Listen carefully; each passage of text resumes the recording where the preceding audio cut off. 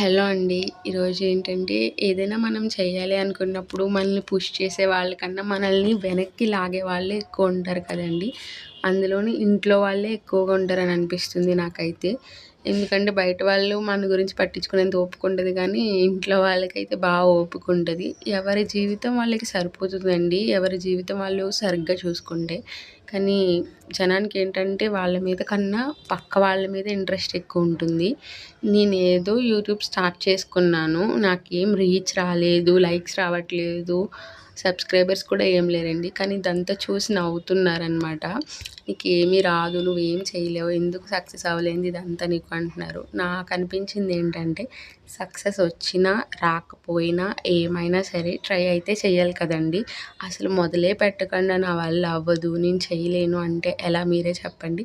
నాకైతే అలా చేతులు ముడుచుకొని కూర్చోవడం అస్సలు నచ్చదు. ఓడిపోయినా పర్లేదు కానీ ట్రై అయితే చెయ్యాలి అని నేను అనుకుంటా. మీరైతే ఏమనుకుంటారో చెప్పండి.